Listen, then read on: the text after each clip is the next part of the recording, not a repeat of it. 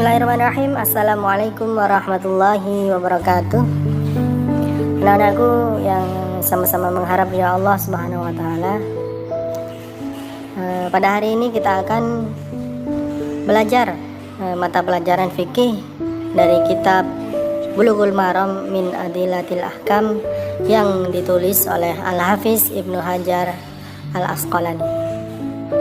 Alangkah baiknya sebelum kita belajar, mari kita berdoa terlebih dahulu. Doa seperti biasanya. Raditu billahi rabba wa bil islami dina wa bi Muhammadin nabiyya wa rasula rabbi zidni ilma warzuqni fahma. Amin. Baik anak-anakku, lebih baik juga sebelum kita belajar, mari kita bersyukur kepada Allah Subhanahu wa taala yang telah melimpahkan banyak nikmat, rahmat serta ampunannya kepada kita semua sehingga kita masih bisa belajar sama-sama sampai sekarang ini. Yang kedua, salawat serta salam tak lupa kita curah limpahkan kepada baginda Nabi besar Muhammadin sallallahu alaihi wasallam yang mana telah membawa Islam dari zaman kegelapan sampai terang benderang seperti sekarang ini. Baik anak-anakku yang sama-sama mengharap ridha Allah Subhanahu wa taala, Pak minta untuk diperhatikan sebentar ya. Pada pertemuan kali ini kita akan membahas dari awal-awal kitab, yaitu mengenai bab toharoh ataupun bersuci. Nah, kita akan membahas di bab air. Air itu hakikatnya suci dan menyucikan.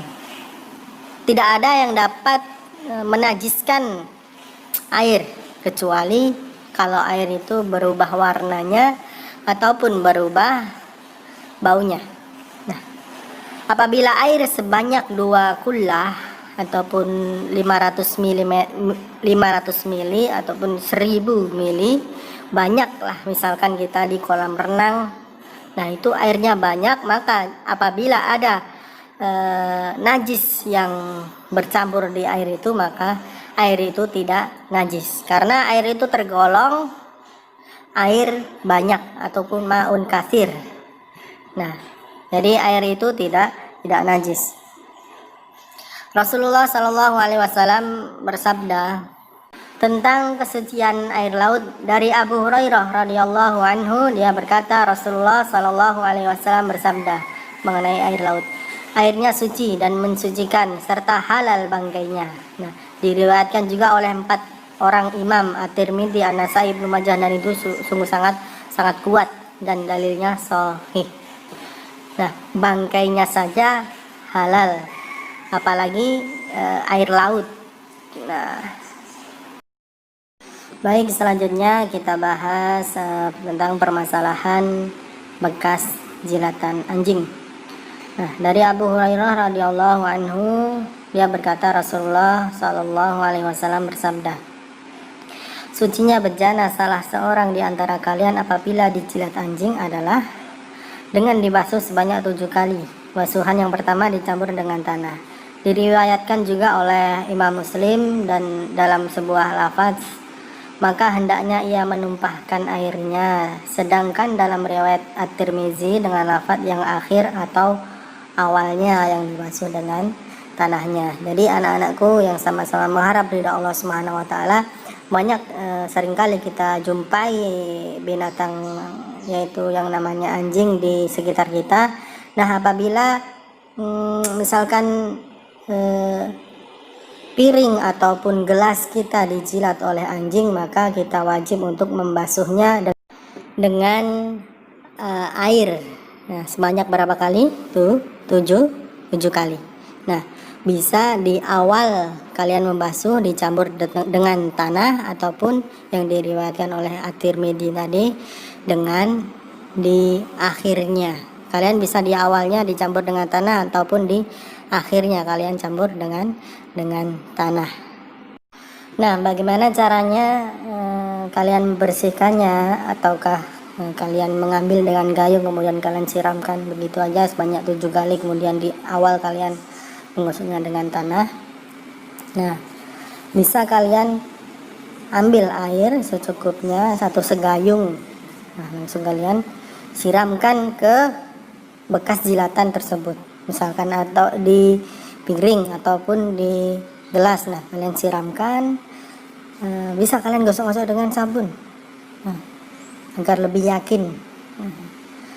Nah, yang penting kita melaksanakan apa yang diperintahkan oleh Rasulullah. 7 kali basuh dengan air di awal ataupun di akhir, dicampur dengan tanah. Nah, seperti itu. Diulang-ulang sampai 7 kali. Ya. Kalian ambil gayung, kemudian kalian siramkan, kalian gosok-gosok, kalaupun pengen yakin. Nah, di akhir atau di awal kalian campur dengan tanah. Baik, kepada siswa dan siswi SMP Sains ID Rabbani School Taliwang, untuk pelajaran Pak Andre, yaitu mata pelajaran fikih, para siswa dan siswi harus yang pertama memahami materi yang sudah diberikan. Kalau tidak paham, bisa langsung WA pribadi. Nanti saya akan cantumkan di video ini nomor WA pribadi saya. Yang kedua, jika kalian sudah paham, maka di dalamnya ada dalil-dalil, juga ada kesimpulan, maka ditulis di buku tulis khusus fikih. Terima kasih. Mungkin cukup dari kami. Mungkin lain waktu kita akan melanjutkan pembahasan fikih kita di kitab Bulughul Maram min Adillatil Ahkam yang dikarang oleh Al-Hafiz Ibnu Hajar Al-Asqalani. Kurang lebihnya kami mohon maaf. Semoga bermanfaat. Jazakumullah khairan katsiran. Wassalamualaikum warahmatullahi wabarakatuh.